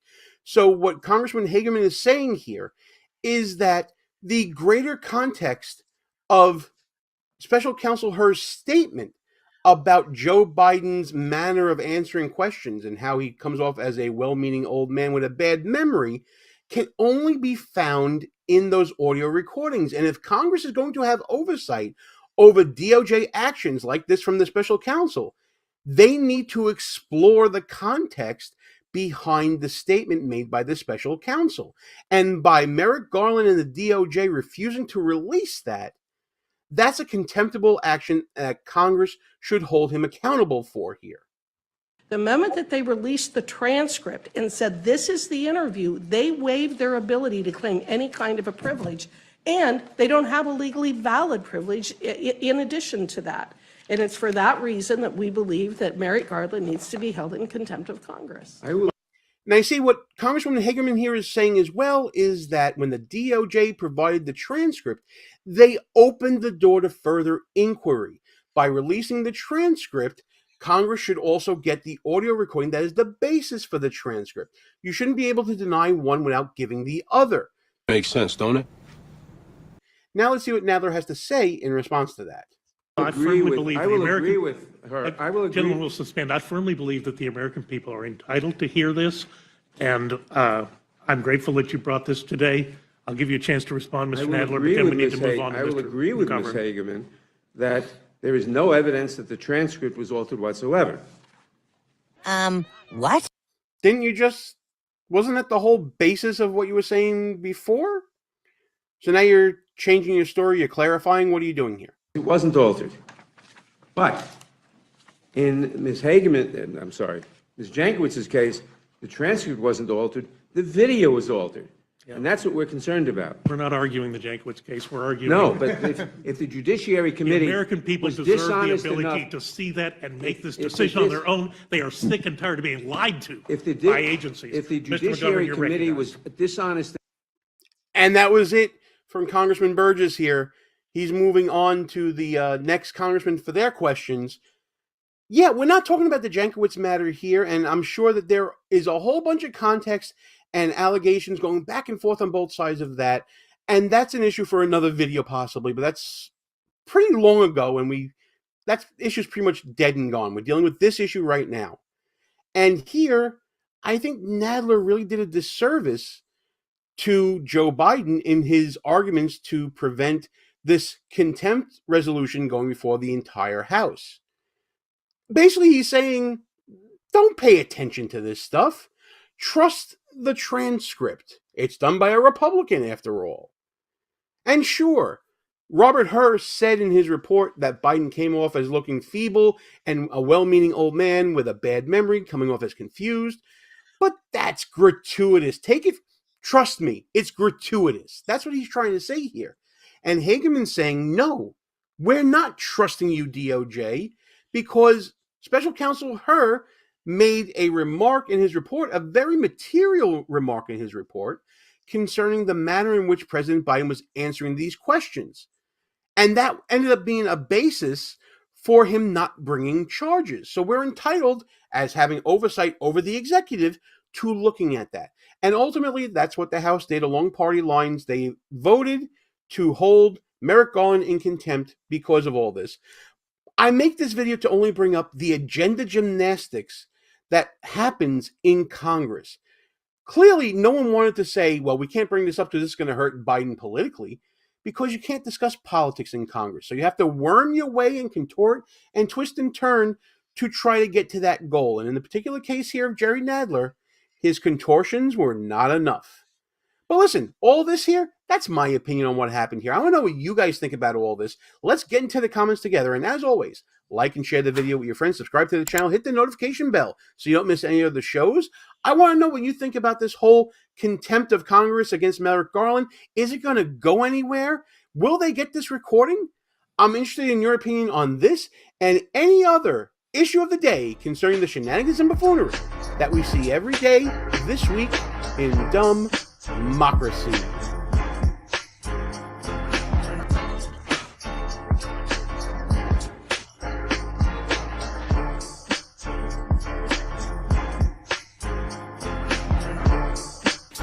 All views and opinions expressed here are not necessarily of the mainstream media and may offend some listeners.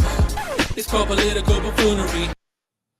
My new book, Keyboard Rich, How Anyone Can Earn Six Figures from Home And with a that Simple is Bookkeeping Business, has week just in hit the Wall Vermont. Street Journal bestseller list, and I want to give you a copy for free. He's Hi, doing I'm multiple Bill things. Von Fumetti, and I've helped over 7,000 regular people just like you start six-figure bookkeeping businesses. All right. I'm also the So, author of the Wall Street we Journal are not gonna best-selling take a book, standard break, Keyboard but Rich, but How I- Anyone Can Earn Six Figures from Home with a first Simple things first, Bookkeeping Business. heard In the me next earlier 60 seconds, I want to share with you the top 7 reasons Let me why explain bookkeeping part is considered the best online business to I start am a huge if you fan. want to take complete There's control no of your reason income why and I'm, schedule.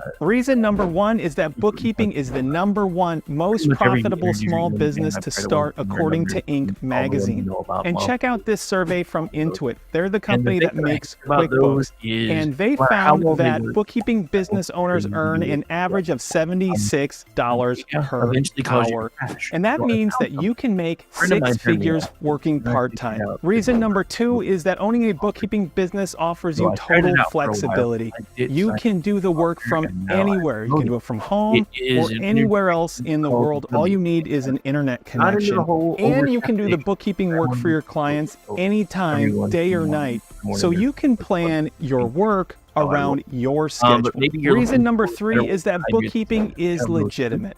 What It's you a can do real if you would skill, like an to go actual to skill that business owners over need. the different And products it's that are there. They fulfilling have work other because you're forms working with small have found business owners and bookkeeping helping them succeed. for Reason number 4 is you that can all you put need to in start your promo bookkeeping code business Rowdy is a at checkout computer and and a get free 50% QuickBooks account. off. That That's may or may it. not stack And I'm with going to other show you offers how to you get have that going on. free You can always QuickBooks account here try in to just a fill out- bit. you put in more than Reason one. number If it 5 is, is that great. If anyone not, can you learn get how to do offer. They bookkeeping. have a better You offer. don't need prior experience. I You don't don't care. need a degree. You I just can need do a the willingness code. to learn. I don't And care you about don't need to be a math whiz. I cared so Okay? much about QuickBooks getting does all the paid math for you. last Reason thing. number 6 is that it's easy to get clients. want to get There are paid. over It's easy. 32 million small businesses in the United States, and over 5 I'm million not- new businesses start every year. not- And every one of them needs a bookkeeper. That's a So story. it's easy to get clients as long as you know where to look.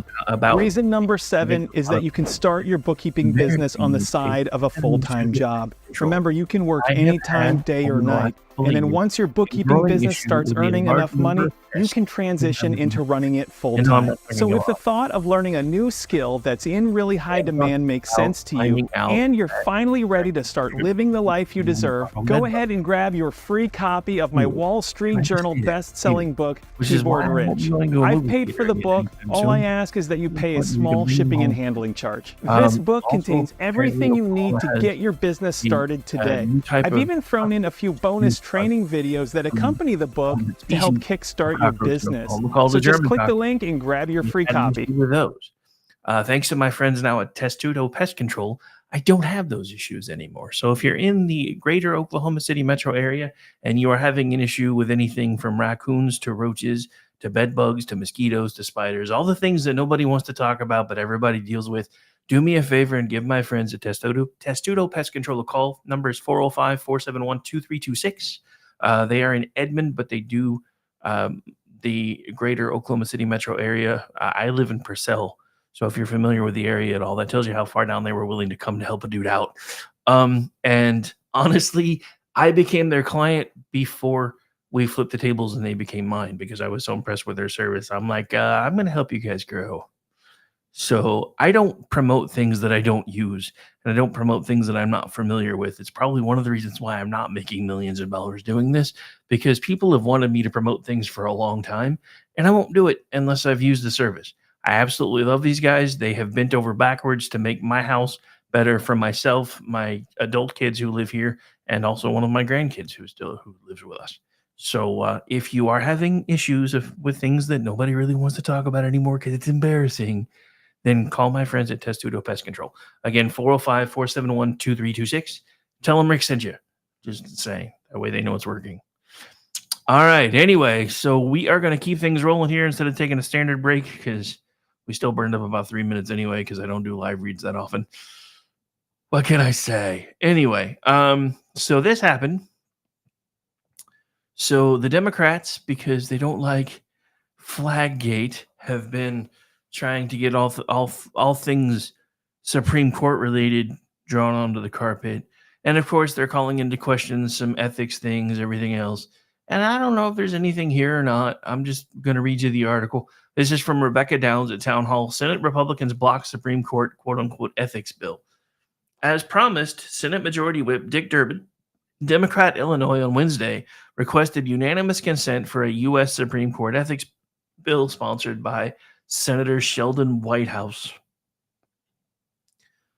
the Democrat of Rhode Island. Suddenly I have the hiccups, so bear with me for a moment. The move, as was largely expected, failed when Senator Lindsey Graham, Republican, South Carolina, objected. All three members sit on the Senate Judiciary Committee, with Durbin serving as the chairman and Graham as the ranking member. So other members of the Judiciary Committee, including Senator Mike Lee, Republican, Utah, also spoke out against the bill. In doing so, he warned that the bill is a solution in search of a problem, and worse, would itself create another problem for which there would be no solution. As he praised the judiciary, Lee warned that that problem would in turn turn one of our greatest strengths, an independent functioning judicial system, one that has preserved the rule of law in this country for nearly 2.5 centuries, into something of a more political animal, which is not what we want. It's not what the Constitution contemplates. It's not what we've benefited from. Lee also raised points about the motivation of bringing the bill. Is there any great moral offense that has been committed? No. And is there any great violation of the law that has been committed? No. Is there any violation of the law that's been committed at all? No, there is not. The senator was clear on. What we have here is a failure to communicate. No, sorry, that's not what it says. Is something very, very cynical.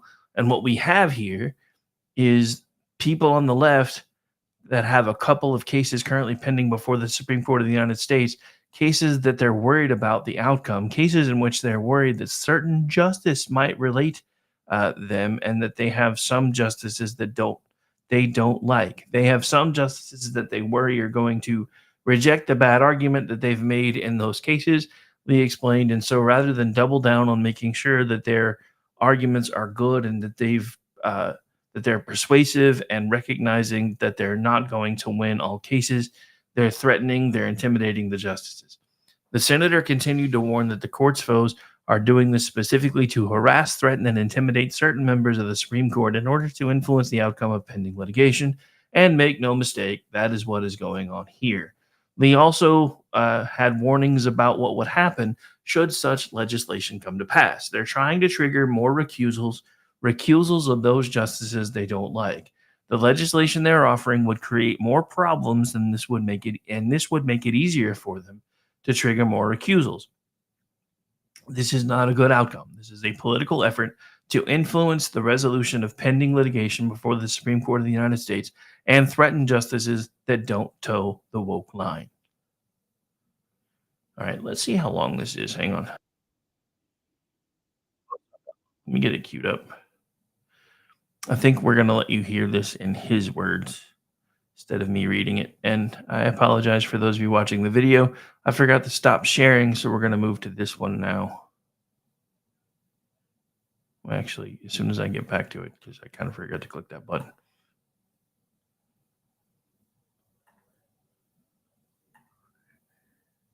Tom. Reserving. Are we muted over here? Why do I not have volume? Maybe there's no volume. The right to object. The United States of America has benefited for nearly 2.5 centuries from having one of the world's best. Hang on. Maybe it's on my side. All right, let's try it again. I think I found the issue. Tom. Reserving the right to object. The United States of America has benefited for nearly 2.5 centuries from having one of the world's best, most objective judicial systems in the entire world. While no system run by fallible mortal human beings can be described as perfect, ours is as good a system as has ever existed in the world, as certainly good as any that exists in the world today. At the capstone of that is an entity that exists by virtue, by operation of the Constitution, the Supreme Court of the United States. And this solution, the solution that's being rammed through today, this is a solution in search of a problem that would itself create another problem for which there would be no solution. That problem would in turn one of our greatest strengths, an independent functioning judicial system, one that has preserved the rule of law in this country for nearly 2.5 centuries, into some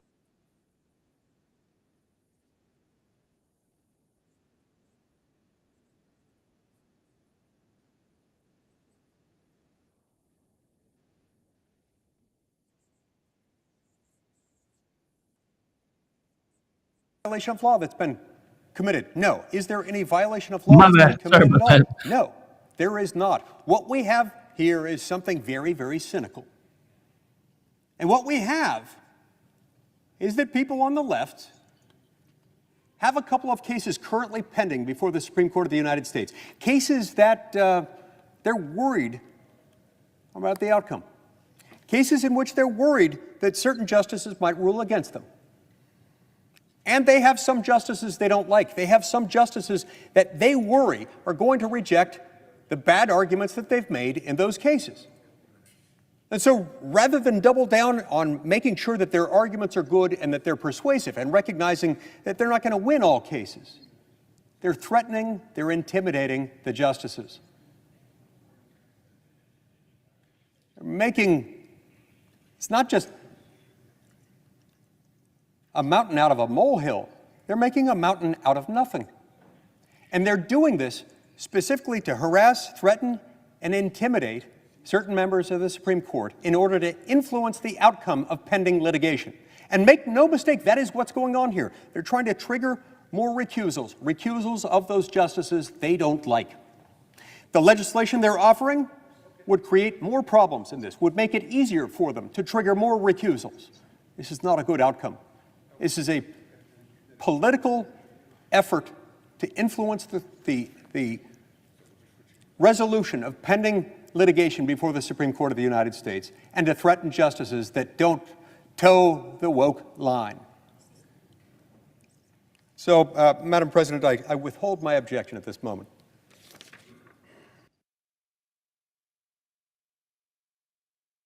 All right. Well, I happen to agree with him. I know a lot of people may not, but I do agree with him. There's one other piece that I definitely want to try to squeeze in before the end of the show, if at all possible. So bear with me for just a moment here. Why are you not? Anyway.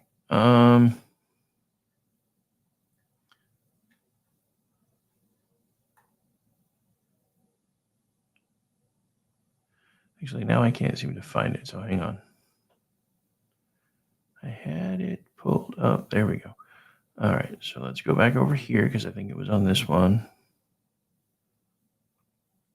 Oh, I do need to talk about this because this was absolutely funny to me. So the other day I played the video of Joe Biden basically at a gun control event.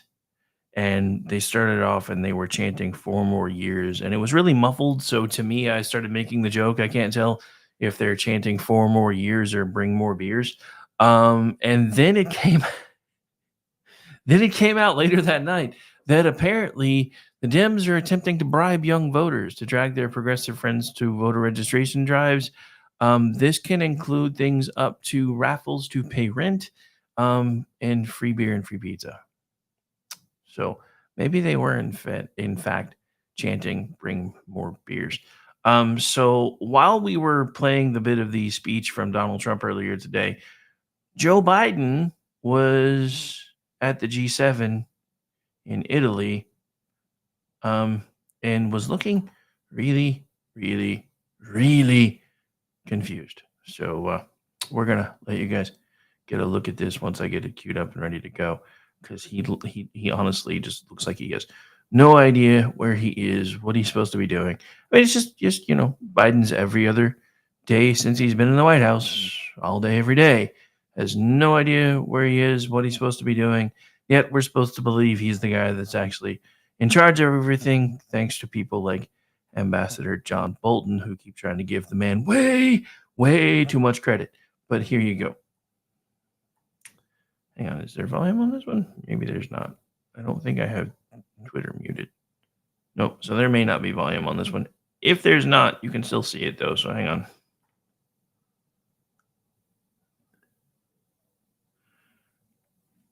Yeah, so it looks like there's no audio. But where's he going?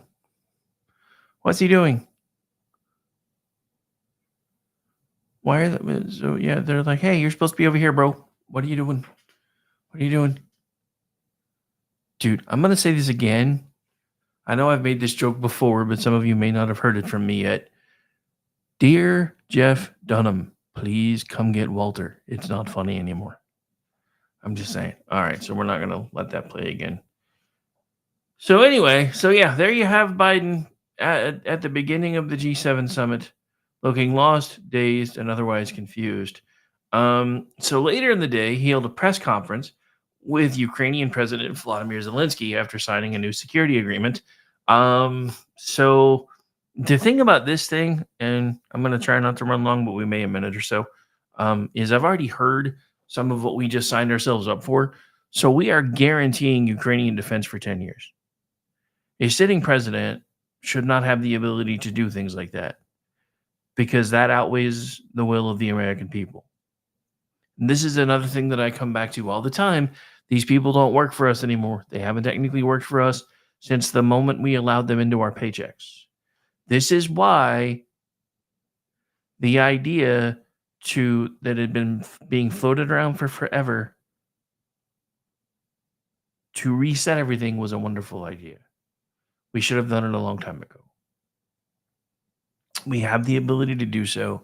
It's baked into the Constitution, but everybody was afraid that if we pulled the trigger on it, we had no idea what we would get out of it because too many people don't understand how many safeguards were actually in the Constitution before we started screwing with the Constitution. But just to see if, hang on. We're just going to do this because it makes my life easier. If it will do what I need it to do, and it doesn't look like it's going to. Okay, so there is audio on this one, and it's not, well, it is kind of long, but we'll let it run for a minute. We're not going to play the whole thing, but I do want you guys to hear some of this. I'm going to try to see if I can get to the point where we can actually kind of see him, maybe. Unfortunately, it's not letting me do a running view of it, so maybe we'll save this for tomorrow. Because now the connection is being stupid anyway.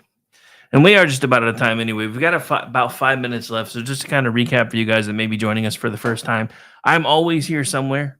There's like 2 shows that air consistently that I'm not a part of, either in front of a microphone or behind the scenes. Tonight will be one of them. So tonight is a culture shift night, which is usually hosted by Ordnance J. Packard and Brad Slager and produced by our very own Cranky Gordon. That one usually kicks off at 8:30 Eastern. Then at 10 Eastern, Jen and I do the Jen and Rick show. Again, starting next week, every other alternating week, they do Disasters in the Making at 8 p.m. Eastern. Then it'll be myself and John Katz with the new mental health podcast that will be officially announced at the beginning of next week. That'll be Thursday at 9 p.m. Eastern. And then after that, Jen and Rick, 10 p.m. Eastern. Friday nights, I'm usually hanging out with Aggie Rican, which is Aggie time, 8:30 p.m. Eastern, 7:30 p.m. Central time. And that's for He Said, She Said. I've been filling in for her regular co-host, Mickey Blowtorch, who has been on extended hiatus and recently just got married. So I've been helping keep that one running for a while. We hope to have him back soon, but I will continue to occupy a second chair for as long as needed. Every other Saturday, I do Juxtaposition at 11 p.m. Eastern with my good friend Ordnance J. Packard, who you've already heard his name a little bit here and there. That is our every 2-week foray into the unusual, the unexplainable, kind of our love letter to Art Bell before George Norrie screwed up Coast to Coast. So there's that every 2 weeks. Sunday nights, I do America Off the Rails, 10 p.m. Eastern. Monday, I'll be back here doing the Rick Robinson Show, tripping over my own name here, at 3 p.m. Eastern, and I do that Monday through Friday. For everything else, check the schedule on the website. It's all there. And like I said, I'm usually involved somewhere. When I'm not doing all that, you can find me as a regular contributor to twitchy.com, misfitspolitics.com, and theloftusparty.com. I'm also the executive producer of the Loftus Party podcast, which usually drops on Tuesdays, and you can occasionally check him out if you are so inclined. Also on places like Fox News and Fox Business. When they have him on as a guest. He just did Gutfeld earlier this week. So if you are so inclined, make sure you go check that stuff out. I absolutely love it when he hits the line so close that he even starts making Gutfeld nervous. That happened this past week. I love when those things happen. Anyway, I think that's pretty much going to do it for this particular episode. I'll be back tomorrow to do the Friday Fun Day edition of the Rick Robinson Show. We are also going to start trying to incorporate things like spaces and maybe callers. I'm still trying to figure out the technology to get the spaces routed through the board. I think I know how to do that, but we're still testing it out. Also, tomorrow night after He Said, She Said, there will be a special spaces event for Zelda Gabriel, longtime listener and also my significant other who is celebrating her birthday tomorrow, and she has requested a roasting session. I don't know why, but she has. So we're going to set up a spaces group for everybody to come hang out, chat with her on her birthday, tease her, joke with her. Be nice, though. Just be nice. Anyway, I'm just saying that up front.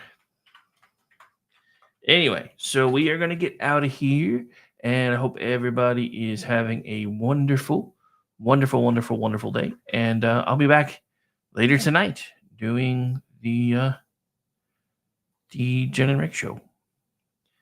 And that's not what I was looking for. One moment. This is why I shouldn't be trying to talk and type at the same time.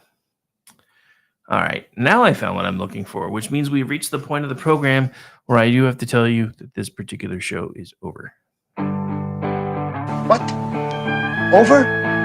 Did you say over? Nothing is over until we decide it is. Was it over when the Germans bombed Pearl Harbor? Hell no! Closing time. Open all the doors and let you out into the woods. This isn't over until I say it's over! Closing time. Well, that's great. That's just fucking great, man. Now what the fuck are we supposed to do? Game over, man. It's game over. Come back later tonight for Jen and Rick. It's not the end of the world, I promise. Also, for those of you hanging out on X, give the show a like, do a repost. Let's spread the word. I love you guys. Bye. I love you, Oklahoma. What a great crowd. I love you. Screw you guys. I'm going home.